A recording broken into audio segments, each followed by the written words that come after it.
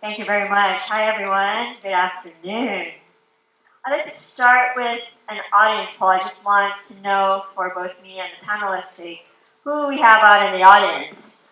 Who's in the tech industry? If you could just raise your hand. Great. And then who considers himself part of the entertainment Hollywood industry? Great. And in that segment, how many writers do I have? See you, okay. And producers, directors, actors, executives. And then people who are maybe in neither of those industries but are just general consumers. Perfect, welcome. And who has seen Crazy Rich Asians? Every hand should go up. Okay, thank you, I see you. Excellent, thank you. I'd like to start off by asking, my turn.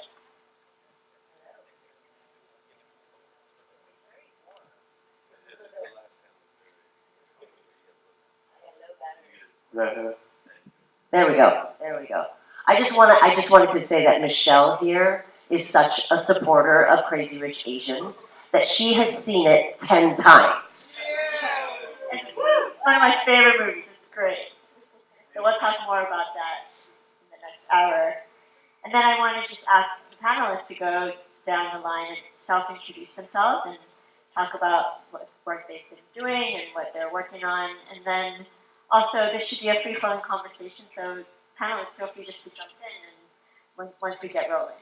So we'll start with Kourtney. Hi, I'm Kourtney Kang. I'm basically a writer. I started in TV, and I started on How I Met Your Mother, and I was there for all 9 seasons. And then from there, I went to a show called Fresh Off the Boat, and I was there for the first 3 seasons, and it was great. And since then, I've been doing more feature stuff and developing stuff, and now it's sort of harder to explain what I do. So I guess the easiest way to explain it is I'm one of those people you just see running around LA in the middle of the day, and you go, why don't these people have jobs? And I know what that's like. They're all actors. So I'm Kelly Hu. I am from Honolulu, Hawaii. I started as in the entertainment industry, I guess sort of in the entertainment industry, when I won a pageant in, and I was Miss Teen USA. I was the first Asian American to win that title of Miss Teen USA. And I finished high school and came out here to Los Angeles back in the 80s. I've been here for over 30 years pursuing this acting career, and I've seen it evolve through the years, and I've seen, when I first came to Los Angeles, there were probably about 5 of us, young Asian girls who were, going out on auditions, and we'd see each other at the same auditions, and now there's so many young faces and actresses out there that I'm so excited about, and they're all playing my daughter. Hi, I'm John Penotti. I run a company called SK Global, which is a mixture of 2 companies. One, Ivanhoe Pictures, that does international, local language films around the world, mostly in Asia, but more recently in Mexico and Latin America. And then another company called Sidney Kimmel Entertainment that's been a long-standing company, produced 50 movies or so, that we put together and now call it SK Global. I started as I still am an independent film producer.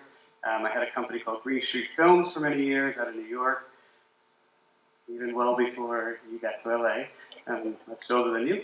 So, and we made films like In the Bedroom and Prairie Home Companion and Uptown Girls and Swim Fan and 30 other movies. And finally made it to LA myself about 3 years ago. And was just prior to that, got interested in making films in Asia. A gentleman who's now my partner bought our company, and he said, I'll buy it, but there's great things happening in Asia, so I'll do this if you focus on making films in Asia. And that's been a direct line to, the 6, 7 films a year we make now, including some of the US, but specifically how Crazy Rich Asians happened, because in 2013, as a New York indie producer making really dark dramas that nobody wanted to see, I didn't really have any material for Asia, and I was lucky enough to read I guess it was the galleys at that point, of Crazy Rich Asians, and for me, it was like, I think everybody in Hollywood is saying that you can't do that movie, and for me, it's like, please don't wake up and want to do that movie, because for us, it's perfect, because we need exactly this movie. So I think that's why our producing partners, Nina Jacobson and Brad Simpson, who had already wooed Kevin with the protection that they would be able to bring him on that film, were benevolent enough to allow us to come in and finance it and produce it with them. That's how I got here. Can I just ask you, when was that book out? And how long after that did you option it? So we acquired it in 2013. The second and third ones were being written, I think. I want to say we read the galley and 5 minutes later it was out. So I don't remember the exact publishing date, but it was right around that time. Oh, so you guys had the option before the book even hit the market? Well, yes, absolutely. We're the first ones to have acquired it, but what happened was, it's become folklore now, but it went out to studios as a property to acquire, and everybody passed. Then Kevin realized that, well, let's try this again with studio producers who could, brand it as something that will eventually become a movie. Most of the studios, and I know, I'll tell you that in a second, but most of the studios were going to pass on it. When Kevin went back out again looking for producers, he was fortunate enough to meet Brad and Nina. They said, we do this, and at the same time, I had been pursuing it separately for Kevin's agent, saying, well, we need this movie because we're an Asian-focused film company and we could do it. So a very smart agent basically just put us together and said, you got Nina and Brad, who are uber producers of Hunger Games and many other great movies, and you have an independent finance producing company who's stupid enough to do this, so you guys should do it together. But at that point, I had first heard about it in early 2013 when, I won't say who, but a studio who we work with a lot said, listen, you should read this because we'll never do it because there's not a white lead in it. And so he said, like, your guys are doing stuff in Asia, so you should read it. So we did, and so we're the beneficiaries of literally directly the studios not wanting to make it. I think that's a rare example of racism paying off. Absolutely. And I think Kourtney has been a great supporter, and along the way, and especially in the last stages of the film, finally making it to the world, been very helpful and thoughtful and passionate about us getting it right. So thank you. So we're very lucky on this panel that we have a writer and an actor and a producer. And so I was curious as to what you're seeing from where you sit in your respective positions in the industry with respect to Asian representation in Hollywood and how that has changed over the years. I mean, I think I touched on it a little bit in my introduction, just saying, how there were just not a lot of actors out here in Hollywood, back in the 80s anyway. Was that because there wasn't even enough roles? That could be it. Also, I think I come from a different generation, a generation of families, Asian families who didn't want their kids to be actors. I mean, I know that still exists, but, every Asian mother wants their kid to be a doctor, a lawyer, an accountant, something they can use. Nobody can use an actor. But But I had that opportunity because I was in the pageants, and my mom, she fought it, but then I won that pageant, and I had so many opportunities because of that she sort of didn't, she didn't have a choice. I came out here and all by myself right after high school and pursued it, and she kept the bedroom for me because she was hoping that I would still, come back and she's like, you can always go back to school. In fact, she just gave up my bedroom. She literally just gave up my bedroom. Like, she had me move out all my stuff on this last trip that I was there a few months ago, thinking that, if this acting thing doesn't pan out, you can always come back home and go back to school. And yeah, I think she's finally given up on that idea. Yeah, I mean, I think, to me, I feel like, especially recently, there's been some great strides, but it's still, to me, I'd like to think that this is just sort of the beginning. I think there's sometimes people go, hey, we did it. And to me, it's like, well, no, this is the start of something great.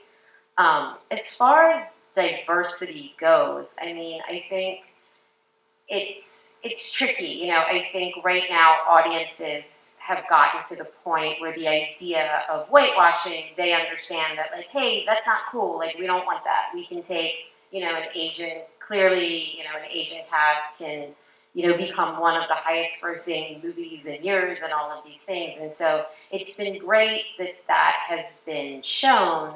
But I think, the next steps of that are for audiences and folks to understand that it also happens behind the camera too, in terms of writing. And for me, as someone who, I spend a lot of my time going out and pitching ideas, and the bulk of folks that you're pitching to, every once in a while, there'll be, somebody of color in the room, or a woman, but a lot of times the people that really write the checks are still older white guys. And so it's my job to convince them why this story isn't some niche thing, as opposed to, there's been rooms where I pitch to other people where you're talking about your family, you're talking about your grandma or whatever, and the people are like, oh yeah, totally, I get that 100%. And so to me, I feel like it's, this is a start. And as, we sort of move forward, we sort of will make, progress, not just in front of the camera, but behind the camera, and who's picking up shows and movies, and who's writing these checks, and we'll get to a point, because to me, that's where you really make the difference, when there's people who are in real positions that can make changes. It's great in a TV show or in a movie that, like, the guy working at the convenience store is someone of color, but, like, that's a good start, and now let's go even further than that, I would say. And actually, on that note, that's basically what CAPE has built our entire strategy around. So CAPE stands for the Coalition of Asian Pacifics in Entertainment. And the way that we are making the invisible visible is by focusing on the writers, because diversity starts on the page.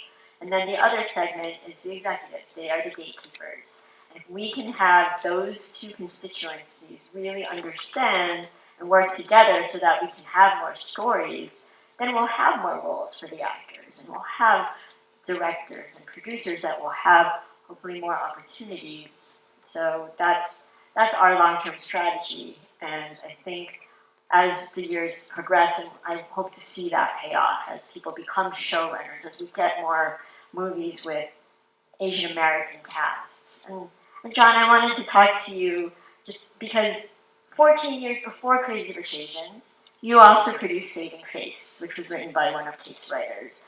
And what were the conversations back then, and is it still, has there been a lot of changes? You mentioned even to this day, there were a lot of studios that wanted Rachel Chu to be a white actress. So what's happening behind the scenes? So first on Saving Face, Alice, terrific filmmaker who's now back and making movies again, which is awesome, because if you haven't seen Saving Face, she's just a rock star and incredible director and writer. But to be clear on that, I executive produced it, so I don't want to take credit where credit's not due.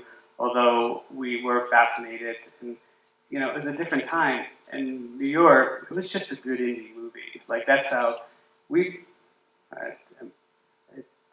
It's such a challenging topic because there are hopefully now more and more opportunities, and clearly there haven't been enough. But we weren't thinking that way then. We were just thinking, yeah, it's a cool director, it's a great script. It was a budget that was, back in that day, was manageable, and someone could eventually buy it. Remember, it did have terrific supporters, which is always needed. Will Smith's company was involved, which gave it again a. These things have to happen. You have to have early supporters who have power to eventually get people to, notice it. So, so for me, again, from Saving Faith to Crazy Rich Asians, and we just live. I live outside of Hollywood. I don't deal with that. I mean, I don't. It doesn't. It's not part of my calculus. The calculus is a good story. We make it for a number that will eventually sell. So I haven't been involved in the idea that, you can't do that because you can't sell it. We just figured we could. And Kelly, I want to talk to you about martial law. So that was the late 90s, and a lot of people forget Right. that was a lead Asian American character. Right. Actually, Samo was not American. He's from Hong Kong, but he was the lead. I was the second lead. Before that was Margaret Cho's All-American Girl. I mean, so there were a couple of attempts at it. And we had some pretty good ratings. We were doing quite well.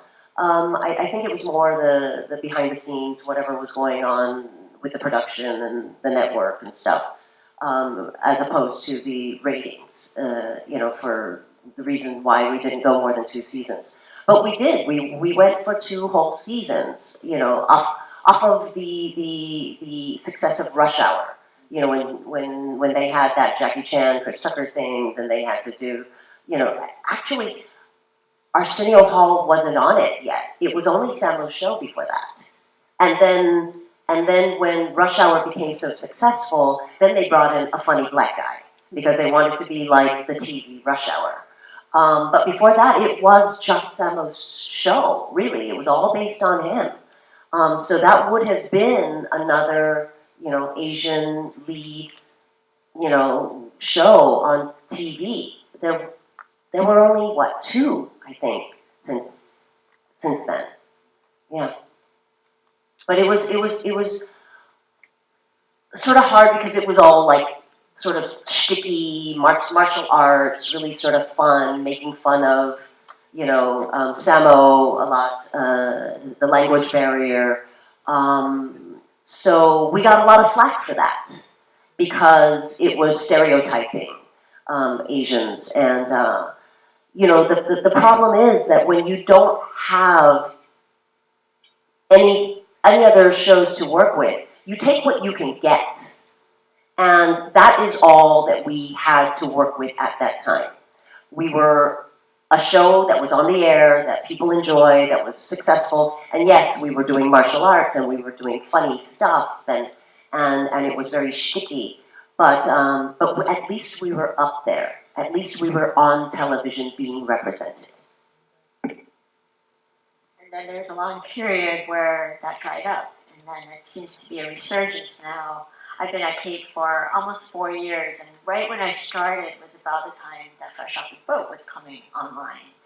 And what a lot of people don't know is that was really the result of one executive vice president at Disney, who really pushed for Fresh Off the Boat, Dr. Ken, Andy Mack, and really that's why it's so important to have an executive that buys into why these stories are important.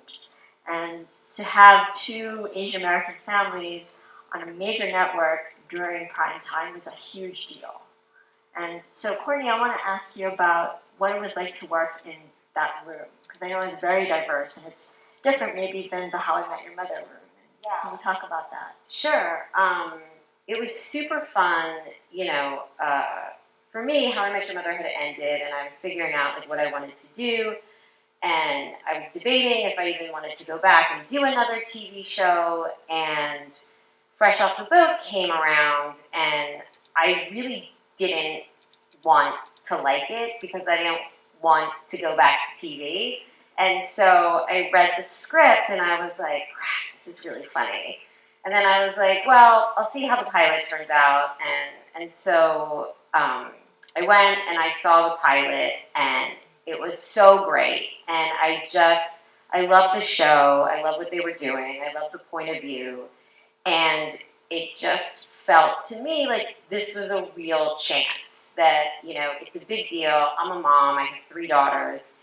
And I was like, I want a show with an Asian family to be on TV. And so it really sort of felt, it was sort of a strange moment in that, like, it wasn't just a job. It was really about, like, no matter what happened, I felt like I was trying to be part of some sort of solution. And so it sort of had a little more meaning to me. And so that made it really special. And I went, and the staff was super diverse, and it was really fun.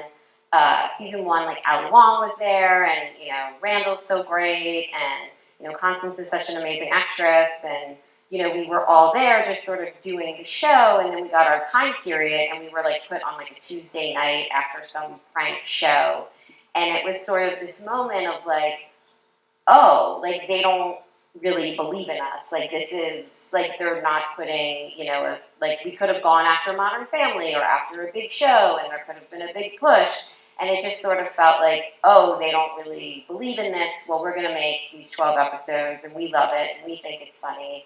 And, you know, I guess that'll be that. And then the show aired, and, you know, much like Crazy Rich Asians, it was just a bigger hit than, you know, people had expected. And, you know, and people kept being shocked, like, as, like, the data comes in, the network was like, you know, and it's not just Asian people. Like, there's not that many Asian people. Like, white people are watching. And you're like, well, yeah. Like, why? Right? Yeah. For the hip-hop community. Yeah, you're like, well, sure, of course other people can watch it, you know. So did they change your time slot after that?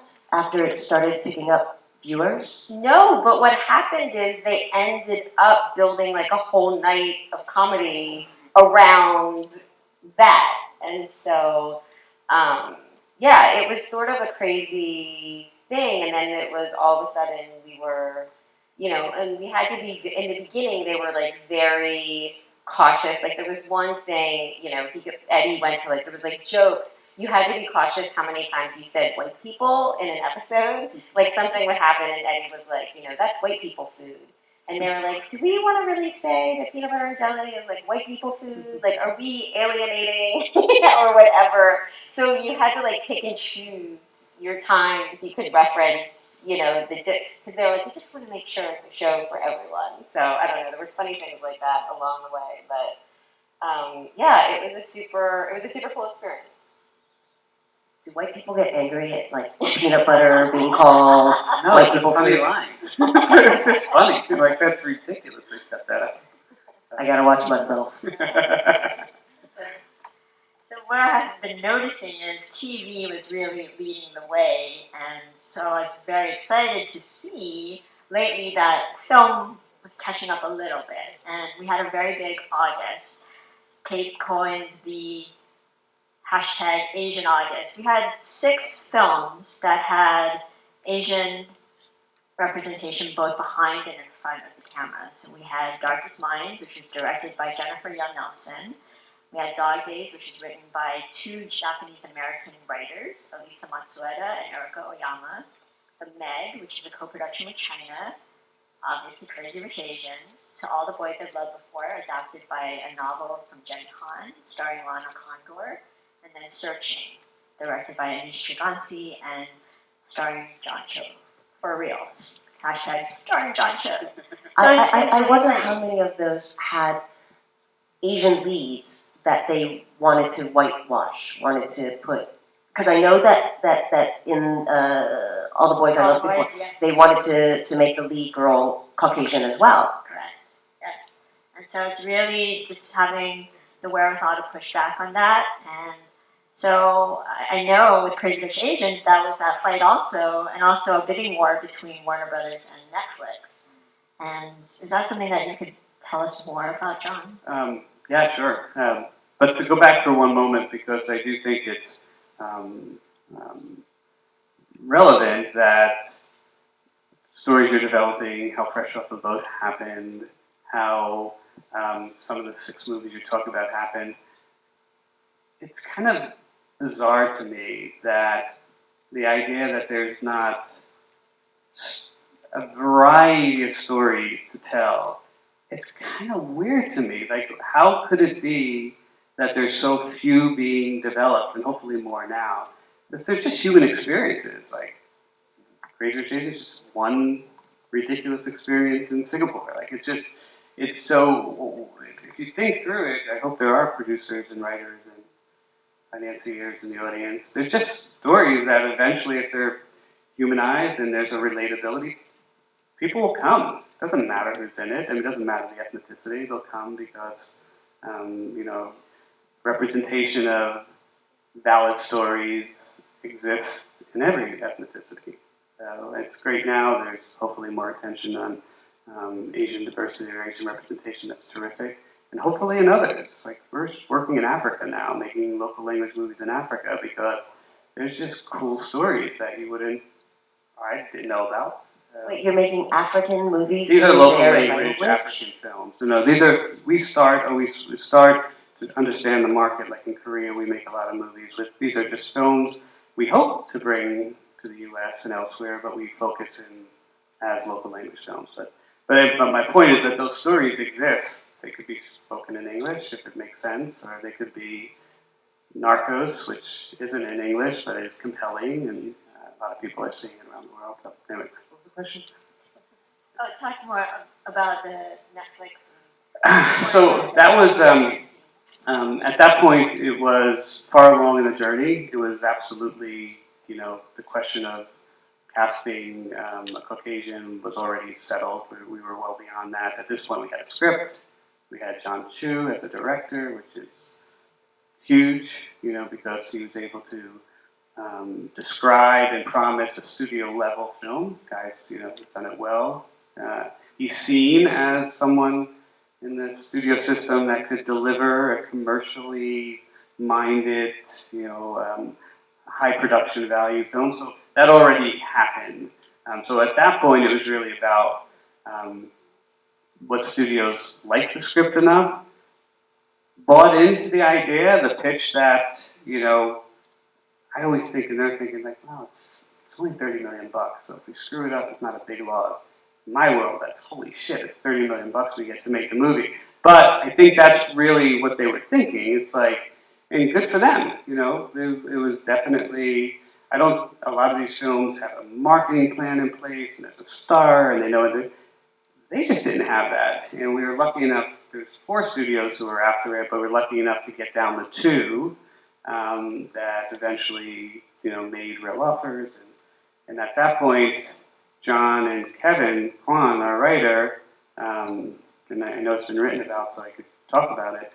There was a fateful call on a Friday afternoon, and 22 people on the call, and we're like, Warner's is like, they want to do it, but you got 15 minutes to decide. And Netflix, they want to do it, but they're going away if you don't decide. So it was, pretty stressful. And John and Kevin, even though we owned it and we had the say of, what they ought to take, was I really going to go against John and Kevin's desire to have a theatrical film? I mean, it didn't make any sense. The only 2 guys on the phone who clearly understood, quite frankly, I could intellectually understand, but I'm not Asian. The idea that, no, this is our shot. If we deliver, I mean, this has all happened, so it seems like, oh, of course we're going to. But it wasn't clear then. It was these guys are like, there's a ton of money from Netflix and no risk. If it doesn't work, doesn't matter. Everybody got paid.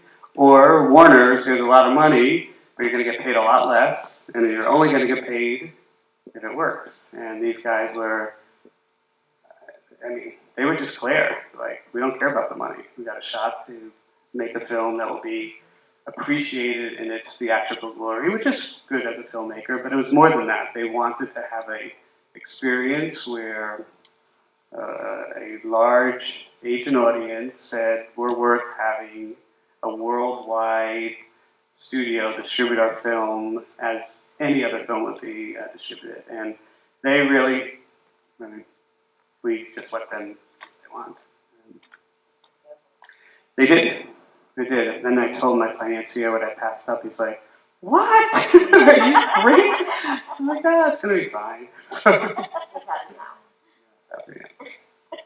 And to Warner's credit, when it got to the marketing part, they really did want to make sure to get it right. And there's a reason I saw it 10 times. I've seen multiple versions of it over time. And just really connecting with the community to make sure that the Asian American community bought into it first. And so we have partnered with Gold House and this hashtag Gold Open, which is really for the Asian American community to understand how important opening weekend is and to buy a ticket. And so we had theater buyouts across the country. And I think that it hopefully galvanized the rest of the community. Michelle, it was huge. What they pulled off, we saw it happening kind of incrementally from, I think you saw it in April 23rd or so. You were in the downtown LA screening.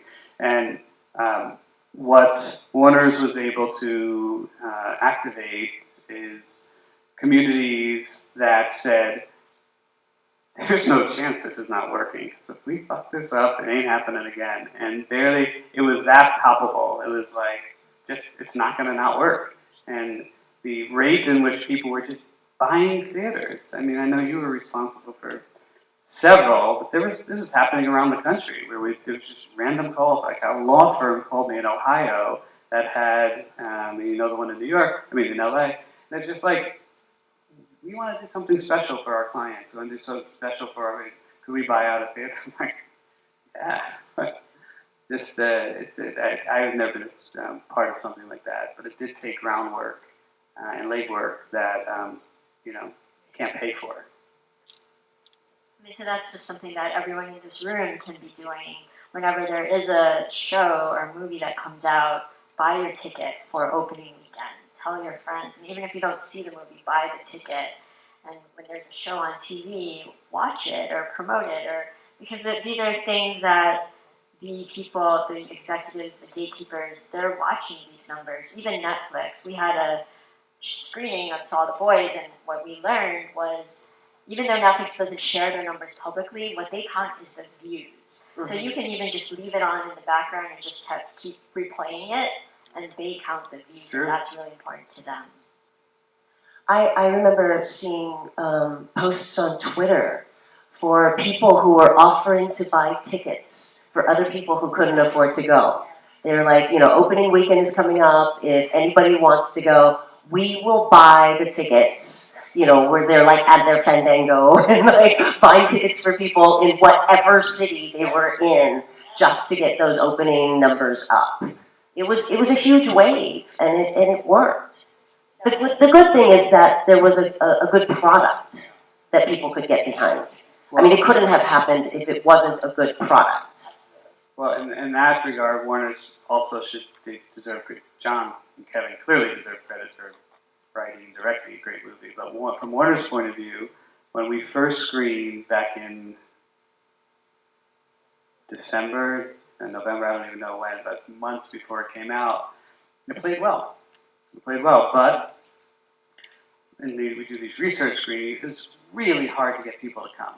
Like, you do what's called a ratio of how many people you invite and how to fill a theater with just a blind audience, kind of in a certain demographic. And usually you hope it's like 10 to 1, 12 to 1, where you ask 12 people in one day. Crazy Rich Asians was brutal because the book is popular, but it wasn't hugely popular. There was no cast that a generalized audience had. They know Constance, of course, they know Michelle, but in general, there's not that driver. So, but they filled up the theater, it was a little harder. But then they showed it, and everybody flipped out. And they're like, holy fuck, this is a really good film. But that's all great. So what if you can't get people there when you actually go and release the movie? So to Warner's credit, you know, it's a studio who likes to know you're going to make a certain amount of money if you put in a certain amount of P&A. They said, you know, the best thing with this film is just keep showing it because it's the best mouthpiece. So, you know, we probably, on the one hand, we showed it so many times, those people didn't buy tickets, but it didn't matter. They talked to 5 people who did buy tickets. So the idea of word-of-mouth screenings and just letting the film do the work, and you're right, John made a film that people liked, was not an easy strategy for a studio to go put millions of dollars behind a campaign with kind of no guaranteed outcome at all. So they did let the film speak for itself. And I know one of the things that John kept saying before Crazy Rich Asians premiered was, if it does well, we have already, there was at least 5 Asian American themed shows that were ready to be greenlit if it was successful. Hollywood likes to wait and see and then go for it. Have any of you been seeing any of that, the fruits of that labor, as it were? More casting calls or writing? I think that there have been more castings for people who are open to Asian American leads. You know, just in the past few years in general. I mean, you know, with Crazy Rich Asians, of course, now everybody wants another film. Everybody's looking for the next Crazy Rich Asians. In fact, there was an article that came out shortly after the premiere where one of the studios said, "Where's our Crazy Rich Asians?" And Nina Jacobson was laughing because she was like, that was one of the studios that passed on it. But I do think that there is I know of 2 shows, 2 movies that have been greenlit now that are things that, good scripts. We've been reading them because we just are looking for scripts, but now they've gotten greenlit. I know, and Kelly, you'll love this, an agent, I'm sure you know, who's, been around for a long time, calls me like 2 weeks after, and she's really fucked things up because I called the studio, I had these big stars, and they're like, nope, we're going Asian with that role.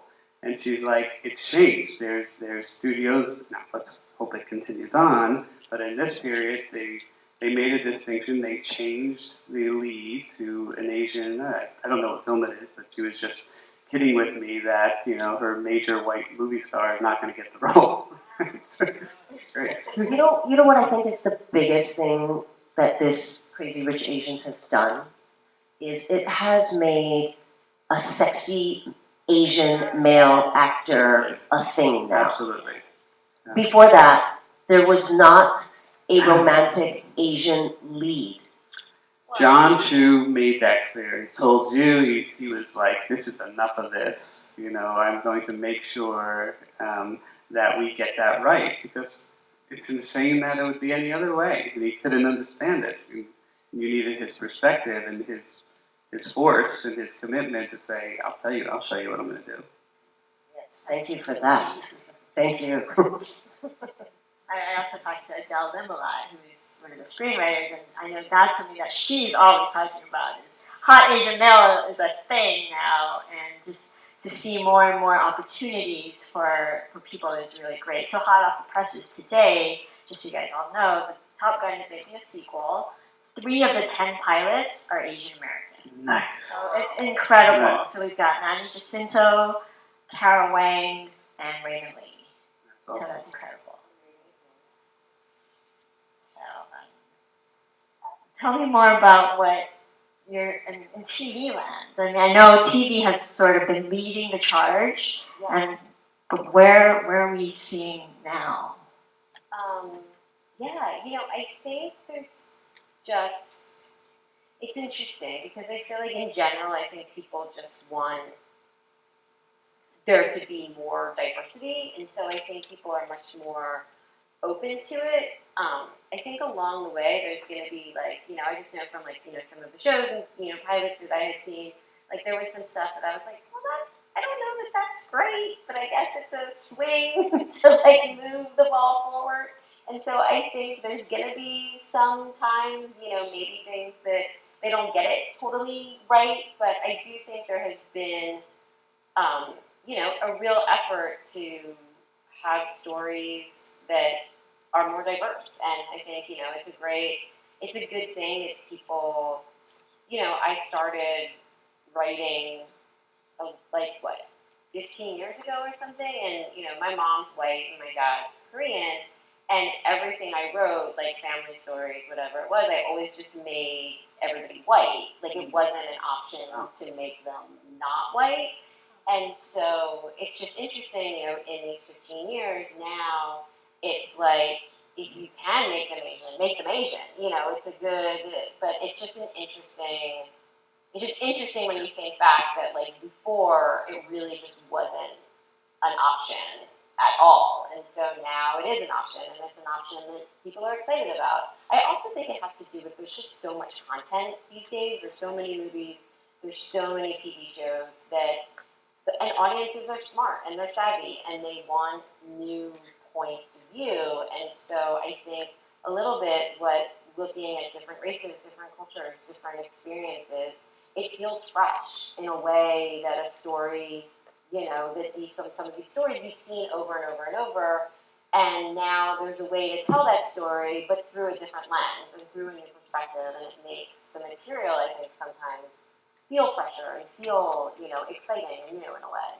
I also think it helps that there is more diversity behind the camera of writers, producers, directors. Kate was started because of the lack of Asian representation behind the camera. And for actors like myself, there's not a whole lot that we can do, in ways of creating roles. I mean, I was lucky that I had agents that thought I was crossover enough to be able to go out for roles that were not necessarily written as just Asian American.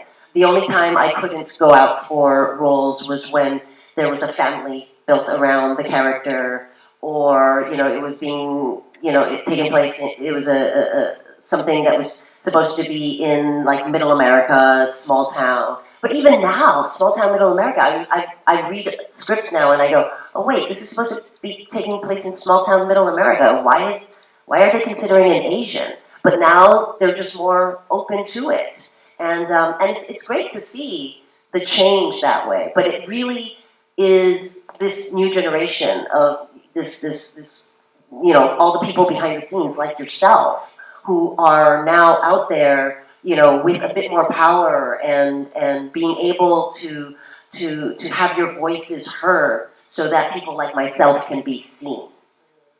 Yeah, and I know, from working with Randall Park, his sort of story coming up is, when you're an actor, a male actor who's in their 20s, everybody wants you to be sort of the leading man, the romantic lead, and it was always tough to be really considered for that. And then as he got a little older, it was like the dad, and he was like, well, they're not going to cast me as the dad, because then that makes it changes the whole family, and so you're sort of left with this slice of pie that's like the judge, the wacky best friend, the guy that's sort of floating on the outskirts, and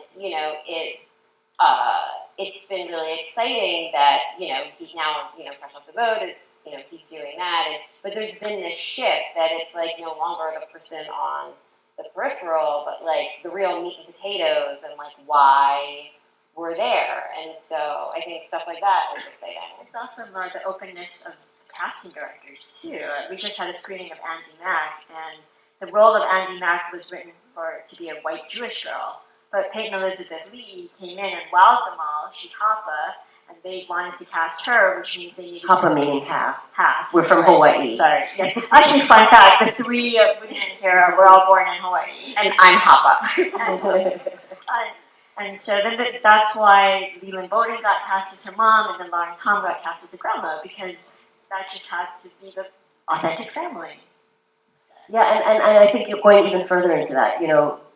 Being an Asian woman, I think we were luckier as actors because they would pair us up with Asian men, white men, black men, Latino men. And so we were sort of like ethnically like castable, to pair up with all roles. But Asian men never got paired up with anyone else but Asian women, if they got paired up with anyone at all as a romantic. Gotta love interest. Exactly. And now, there is more openness for that. And I love when I see, Asian guys getting, romantic leads or getting paired up with other ethnicities. Looks like we're just out of time, but thank you so much for sharing all of your insights and experiences with us. Can you please join me in giving them a round of applause? Thank you guys for coming. Thank you, Michelle. Thank you.